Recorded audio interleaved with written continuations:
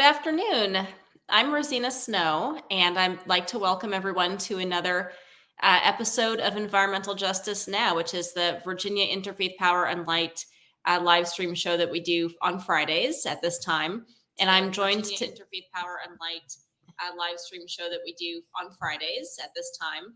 Okay. And I'm joined to Interfaith Power and Light live stream show that we do on Fridays at this time. Okay. And I'm joined. Are you hearing the sound loop? Yes. Show that we do on Fridays at this time. Do you have it? Oh, are you hearing the sound loop? Yes. Okay, I think. Hold on. Okay, it stopped. I think I know what happened. That was so weird. There's a I think that YouTube was open on another window. Oh. So I was starting to hear it, and then I exited, and it's no longer doing that. So joy of technology for the future. Okay. Well, anyway, yes, today I'm joined by Laura Thomas, who is the director of the Office of Sustainability for the City of Richmond. And I'll give a fuller introduction in a moment. Before we start every episode, we like to do a land acknowledgement to remind ourselves that we do gather on the unceded land of the indigenous peoples. I am currently in Charlottesville, which is Monacan land, and I think that Richmond is Chickahominy land, and Powhatan land. Yeah, and if you want to find out where you are, there is a handy map here, native-land.ca, that will show you that. I'm excited about our episode today because we get to talk about solutions. So often we talk about the challenges we face without allowing ourselves to enjoy imagining the beauty of the solutions that we might design and implement. Specifically, today we're talking about Richmond's Climate Action Plan, known for short as RVA Green 2050. And here to talk to us about this plan is Laura Thomas, again, who is the director of the Office of Sustainability for the City of Richmond. Laura grew up in and around Richmond. Prior to working with the city, she worked in the private sector as a hazardous waste chemist, as well as in other sustainability roles in local government. She served on the Urban Land Institute's International Health Equity Leaders Network, is a co-founder of several regional professional networks, and was awarded the Sierra Club of Florida's Osprey Award, which recognizes the statewide local government employee of the year. In her current role, Laura focuses on advancing work at the nexus of climate change and social justice to build a more sustainable and resilient community for us all. She steers the city's Office of Sustainability to advance our collective climate justice work and spearheads the implementation of RVA Green 2050, the city's climate equity action plan. Welcome, Laura. Thank you so much. So glad to be here with you all today. Yeah, thank you so much for being here. Again, really excited to talk about solutions and hear about this plan. I've heard it mentioned a lot, but never had a chance to really dive into it. So to start the conversation, would you please give us an overview of this plan for those who don't know anything about it, and a brief history of the plan? Absolutely. Thank you so much for asking, and so glad to hear that you have heard of it. It is a big document to dive in, so you are not alone in not having had the opportunity yet to get into the details.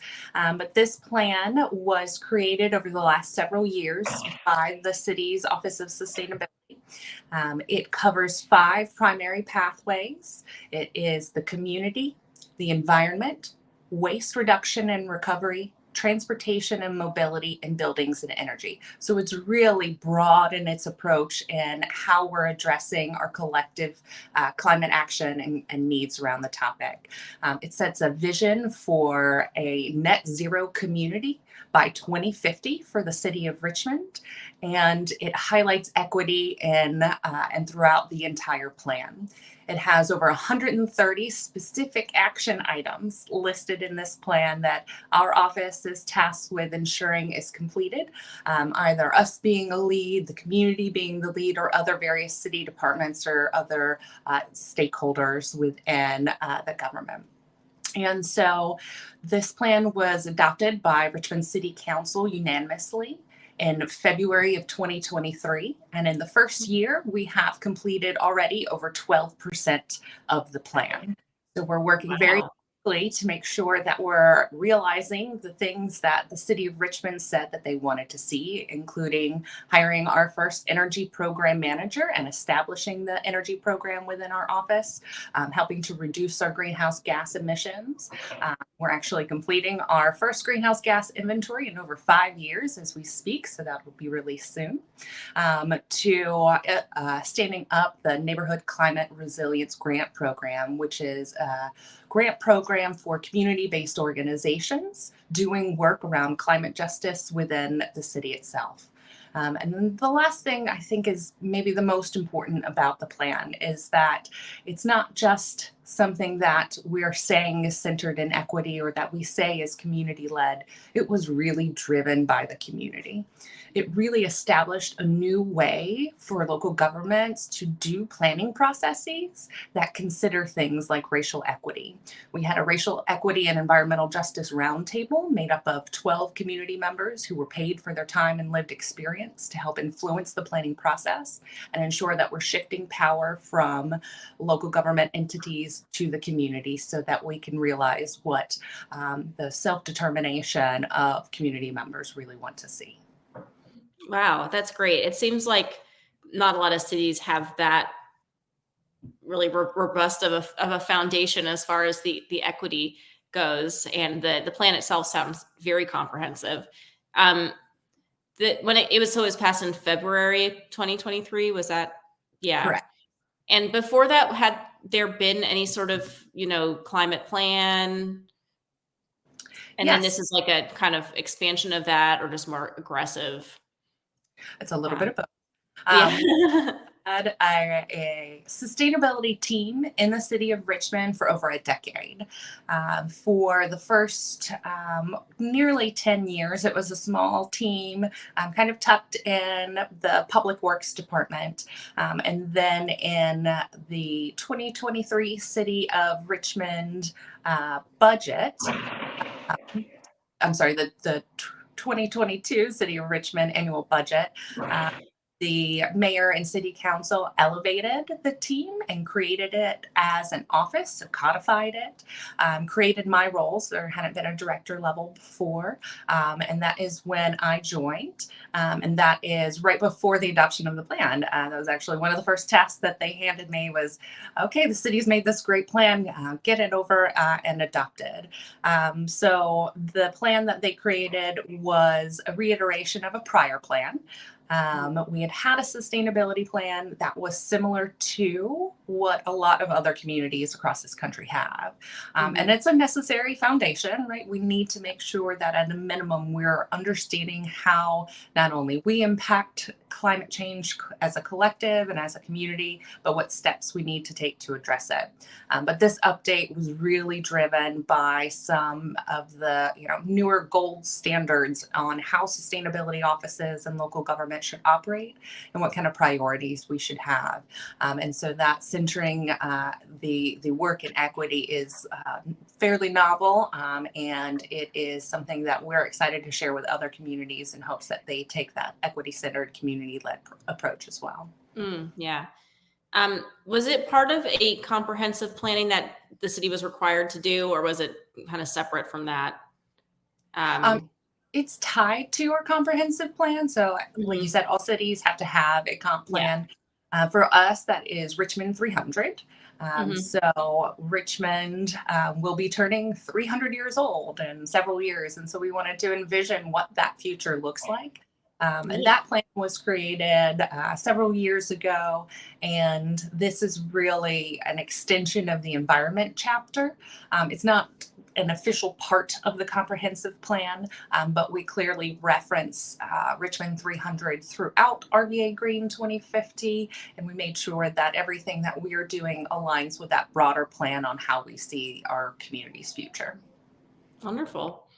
Um, how you did talk a little bit about how most communities have some sort of sustainability plan, although some don't, um, including ones that are very much impacted by climate change. But how is RVA Green 2050 different from most other community climate action plans, those that have them? Yes. So, in addition to that work around the community, it also makes sure to center everything around the community's priorities. So, the community identified at the beginning of the planning process 7 things that they wanted our office and the City of Richmond as a whole to collectively prioritize and ensure that whatever kind of actions we identify to address this climate challenge also supported those priorities. And those Mhm. include local government transparency, Mhm. housing, affordable housing, right? So those kinds of elements are certainly unique and novel as well. And as I mentioned, the 5 chapters that it covers is really comprehensive. In a lot of communities, especially it varies throughout the Southeast, but some areas of the Southeast and across the country have a much more specific focus on things like energy consumption, um, the specific carbon emissions, and not accounting for these other things like community. There's always going to be a strong focus on electric vehicle transitions and reducing that energy consumption, but really getting into broad swaths of not just the buildings and energy section, but in that environmental section, that waste section, thinking about things like composting, or in our community pathway, focusing on things like resilience hubs, which are trusted community facilities that can serve the community before, during, and after emergencies. So its approach to sustainability and resilience is a lot more broad than a lot of other communities Mhm. approach their work. That's great. That's really exciting. Uh, you've mentioned a few of those categories a few times: waste, buildings, transportation. I was wondering if there are some parts of the plan that you could highlight, ones that are, either really exciting to you that you think would be really exciting to others, or that, some of the areas where the most progress has already been made and people might be seeing those changes already. Yes, great. So as I mentioned, there are 131 specific actions, And and we're there's going to go through all of them right now, everyone. So, one. No, so I think some of the more novel ones, a specific example in our community pathway is to develop a city policy around how we compensate folks for participating in local government planning processes. So not just for our office, but making sure that across the entire organization, when folks show up, we want to recognize that city staff is getting paid to attend these events, right? To lead and facilitate conversations, whether it's before, during, or after traditional work hours. And we should respect the time that community members are taking to participate and to reduce barriers. Our office is also really big on ensuring that other barriers to access these kinds of processes are reduced. So providing interpretation services or ASL services, making sure folks have transportation or that it's on a bus line and easy to get to wherever you're having or hosting a meeting. If folks need childcare, making sure that somebody that can provide that for those folks to attend as well. So we really focus our work on the front lines of climate change. And what we mean by that is that folks who traditionally are impacted first and worst by the impacts of climate change are also traditionally the ones that have the least amount of resources to overcome those things. So by focusing our work there, we can make sure that policies like that benefit all of those community members, particularly those on the front lines of climate change. Another really great example of something that's in our plan, I mentioned it briefly, was the resilience hubs. Mm. So this is a concept that's been around for a while, and the Urban Sustainability Directors Network, USDN, which is the national professional development network for local government sustainability staff. They have a great guide on resilience hubs and how to implement them. So instead of relying on local government emergency response teams to say have a safe place to go during a storm, even if community members don't necessarily trust local government or trust those facilities. We want to make sure that we can ensure the community is safe without having to ask folks to maybe trust us that maybe don't traditionally, or go to a facility that they've never been to and expect to feel safe and comfortable during an emergency. And so really thinking about a location in the community that they already trust. Maybe it's a community center, maybe it's a resource hub, maybe it's a local church, but a place where the community already feels comfortable with, and ensuring that you invest in that property with things like providing solar and backup battery power, ensuring that the facility has sustainable long-term programming, that they have emergency communications capabilities in case there is an emergency, and they're able to connect with maybe local government through that pathway, and hear about updates that are happening live in real time. Mhm. So that's a really exciting one that I'm really interested in seeing how that develops here in the community, and seeing what the outcomes and improved outcomes for our community members are. Hmm. Yeah, I know that's some of the work we're increasingly starting to do with, congregations that we work with at Virginia IPL. Um, and you're right, that's something that's the kind of network that's going to have to be really strong as we move into a phase where the impacts of climate change are creating more uh, crisis situations, emergency situations more frequently. I know that this is just off the top of my head. I happen to know that in Arizona, there's the Arizona Faith Network, or something that's basically that, has done a really good job of identifying, faith communities as cooling centers, because they're dealing with just really increased heat there, and there are people implementing that. So it's really good to hear that there's that support from the city as well for those kinds of programs. And hopefully that increases trust as well. That's another thing we're really going to need in the years to come. Let's see. Can you think of any other, cities that are kind of further ahead, either can provide, are sort of doing as aggressive of a job as Richmond, or maybe even are a little further ahead than Richmond, and provide sources of inspiration for you and your team? Yeah, absolutely. So within, I mentioned the Urban Sustainability Directors Network. They also have some regional networks. And so in Virginia, we are part of the Southeast Sustainability Directors Network. And they are our North Star for how we should be advancing this work. So SSDN is a wonderful partner of ours. And within the Southeast, I'm happy to say that we're among the leaders. Mhm. And we're certainly setting a standard for what the process should be like. There are other local governments that have been doing it this way for a while now. You might find many of them outside of the Southeast.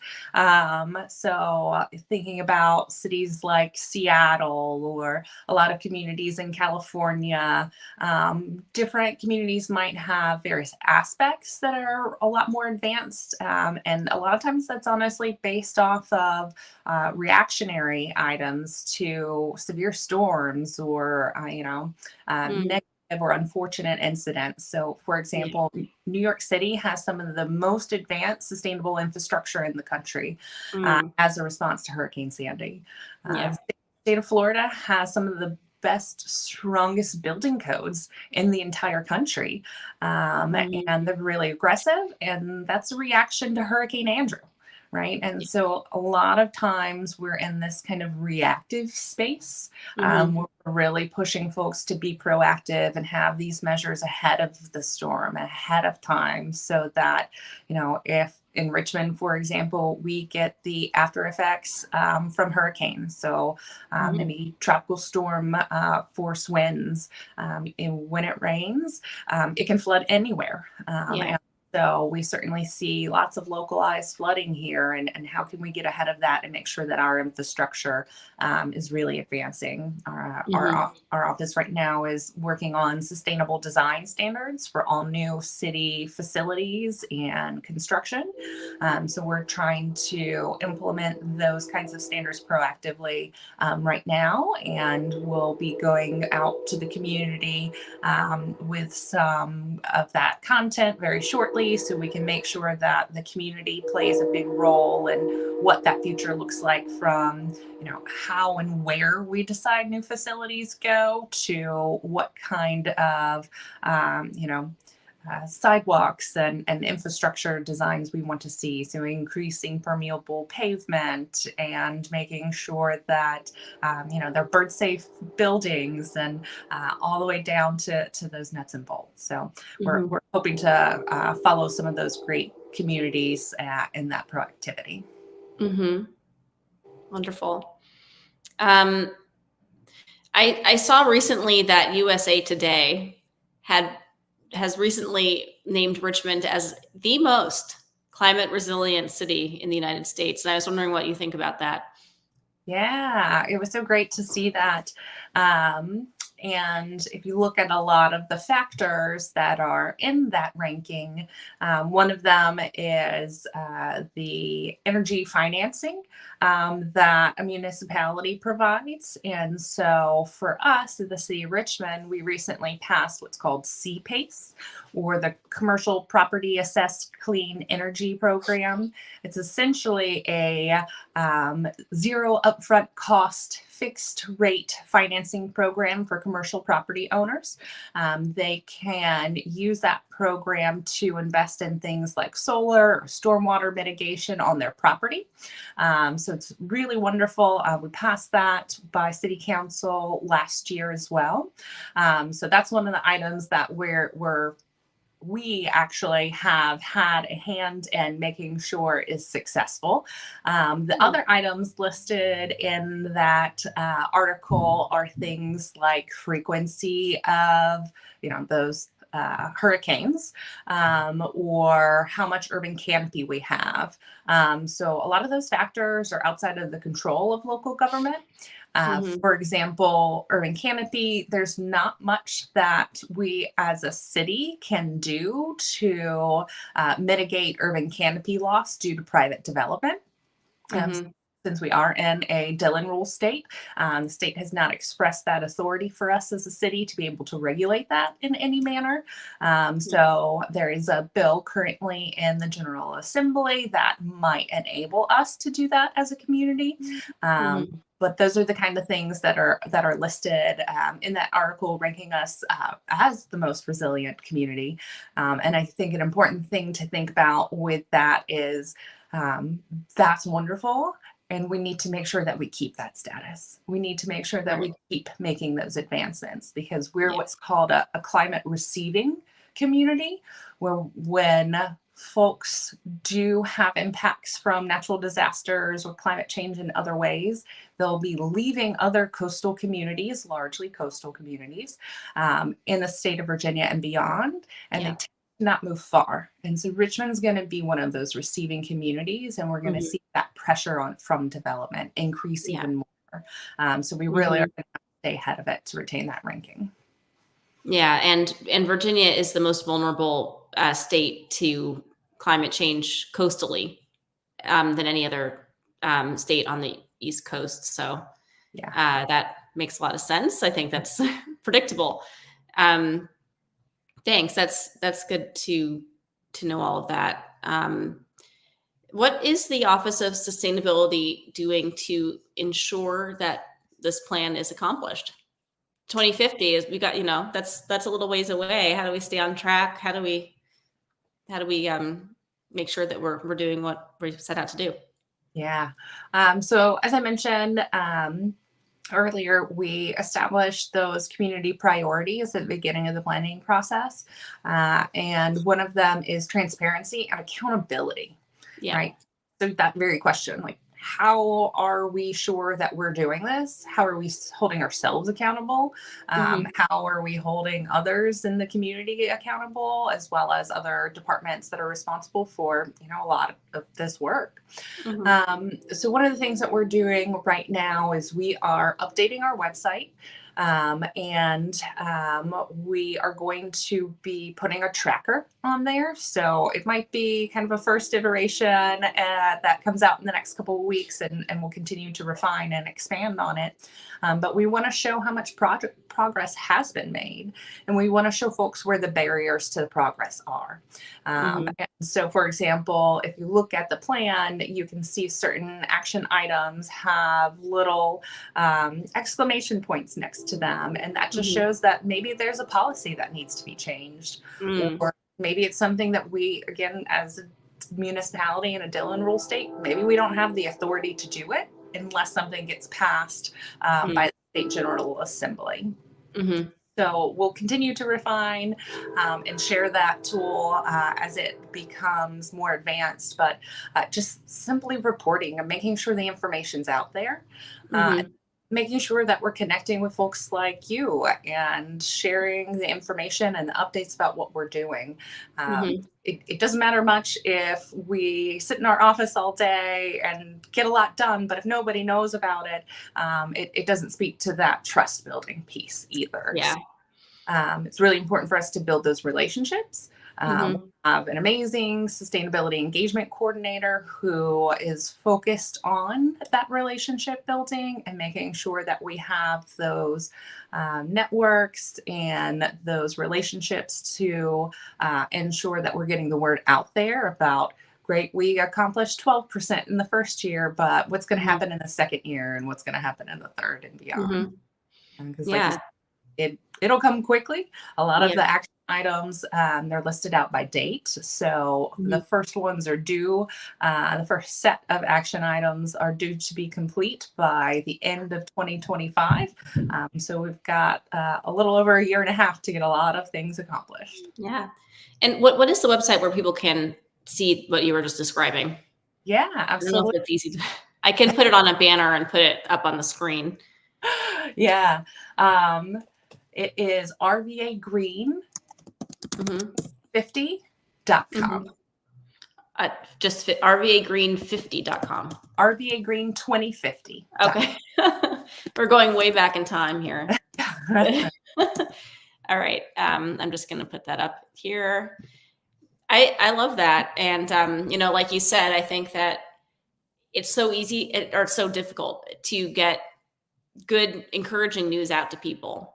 It seems like, especially kind of the way media is working now, it's negative stuff that gets shared the most and that cuts through to people. So people may be left with the impression that we have all of these problems, which we do, but no solutions. And I think it is important for people to see the good that government's doing, and also just to be informed. And it sort of just removes the barrier for the public to interact and take ownership and like be able to get involved. So that's really awesome. I'm definitely going to spend some time on that, and maybe even, uh, when I see updates, share it in our Instagram stories, because I like to do that and share good news in our uh, VAIPL's Instagram stories with folks, because I do feel like a lot of times people are not going to get this information otherwise. It's It's kind of incumbent on all of us to get the good news out there.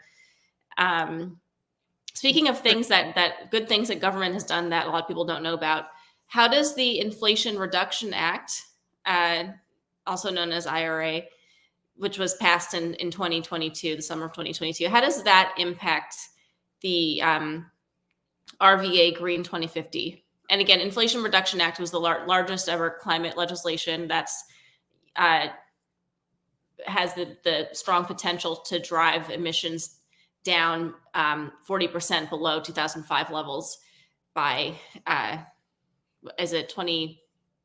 I don't remember which year, but like, yeah, I believe it's 2050 as well. okay, well, there you go. So yeah, what kinds of opportunities does the Inflation Reduction Act bring to Richmond? Yeah, thank you very much for that question. Like you said, the Inflation Reduction Act, it's a once in a generation, once in a lifetime opportunity. This is over 300 billion with a B dollars of investment in climate equity work. It aligns with Justice 40, which is the White House's commitment to ensuring that 40% of the benefits from the Inflation Reduction Act go into quote unquote historically disadvantaged communities, or those communities on the front lines of climate change. Mm-hmm. And this passed just over a year ago, and right around the time that I was joining the City of Richmond. And so I was really dedicated to ensuring that we not just meet this moment, but make a movement here in Richmond. And so one of the first things that I started when I joined the city was what we called the Richmond Federal Climate Convening. It is a first in the nation model for how we as local government can partner with community-based organizations to prioritize funding in Black and Brown and lower income communities here in Richmond. So we got together a large group of community-based organizations, or CBOs, that are focused on climate justice work here in Richmond. Got them together to ideate projects and then grant matchmake them with opportunities from the IRA and other grant opportunities. We held several sessions of this starting in around the summer of last year through the end of through the end of 2023. We've had several grant applications come out of this process. The first of which was for an urban forestry grant. And I'm happy to say we did receive and were awarded $6 million for Black and Brown led urban greening efforts here in the city. And that is with 4 community-based organizations, including Virginia Interfaith Power and Light, Happily Natural Day, Southside Relief, and Groundwork RVA, as well as several city departments, our parks team, our public works team. And so that's going to make a huge impact on our urban canopy and the urban heat island that we experience here in the city. And we've also applied for several other grants. We're working on one now that's a $20 million ask. And so from the beginning of this convening process through the summer of this year, we anticipate that we'll have applied for well over close to $40 million, and will have received many millions. And so we're excited about that. Other grants include the EECBG, or Energy Efficiency Conservation Block Grant, which is worth several $100,000 to support energy efficiency in public housing. So it's really broad ranging. And I'm very much dedicated to ensuring that the City of Richmond becomes the story about how the IRA can transform a community. So we're excited about the opportunity, and we're excited to be the first community in the country leading an effort in this way. That's great. I love that you want Richmond to be the story, that everyone can see and see the success of this legislation.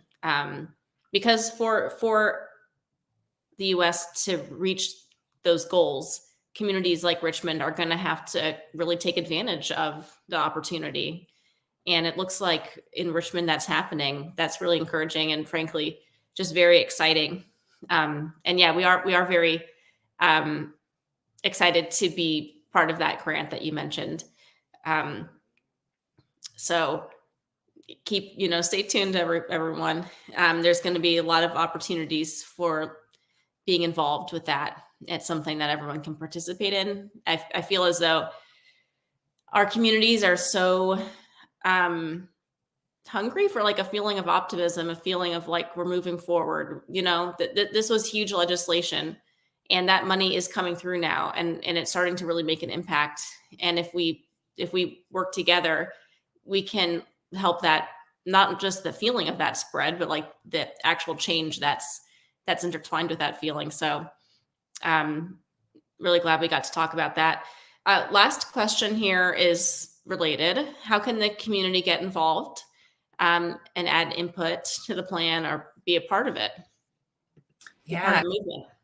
that's always one of the most important things, right? Because this plan is not just about the Office of Sustainability. It's not about me and my team. It's about what we're doing together. And it's going to take the community to do some of the work too. And I'm a community member myself, and I know what things that I need to do to make sure I'm, as a community member, adhering to and helping support that. So thank you again for putting that website on display there. The first thing is always to go to the website and sign up for our newsletter. You'll hear information about, for example, we're having another federal convening session for community-based organizations on May 23rd. And so if you're in Richmond and interested in this work and want to get involved and be part of a grant through the IRA or another opportunity, we'll be sharing the information in our newsletter. We're also building a sustainability guide. And so this will help folks learn the steps from beginner to expert on what they can do in their individual lives. Maybe it starts with recycling, and then it goes on to composting. And then we establish a grant to help install solar panels on residential homes. And you kind of go along the path that suits you, because we're all in different stages of our lives. We all have different things going on, different commitments, different, time and availability. So really want to roll this out in a way that's customizable to each community member. And we're going to be celebrating that on Earth Day by releasing that sustainability guide this year. So we're really excited about that. I would also say come by and join us for one of the city's Sustainability and Resilience Commission meetings. We are actively seeking one last appointed commissioner. So if you do have a little bit more free time and really want to get involved, we invite you, go to our website, find out more information, join us and become a commission member. They're also open to the public, so you can join us online or in person at the Richmond Public Library main branch. It's I believe it's the third Monday every other month, and that information's on our website. But you can come and hear about updates from the Office of Sustainability, others in the community. You can get involved. We're actively seeking volunteers to help promote the sustainability guide, for example. Also seeking volunteers for all of the Earth Day events that are coming up, right? So there's going to be a lot going on around the community, and we can absolutely use your help. Wonderful. Thank you. I just signed up for the newsletter as you were Yay. speaking. So that's great. Looking forward to getting those updates and being a part of the Earth Day and seeing the say what it's called one more time, the sustainability plan. The sustainability guide. Okay, great. Looking forward to that. Thank you. This was really informative and very uplifting as well. So thank you for joining us. Is there any last thing that you'd want to share before we sign off for the weekend? Yeah, I'll just say on this Good Friday, thank you so much for your time. I'm so excited to be partnering with Virginia Interfaith Power and Light in so many ways, and helping support the great mission and vision of your organization. So I appreciate you taking the time today as well, and letting us highlight RVA Green 2050 and all the work that we're doing. It's an important year for us, and we're looking forward to seeing all of the great work that the team and the community accomplishes. Awesome. Well, thank you. Have a great weekend, everyone. And yeah, we're all in this together, and we are moving forward. So take care. Bye.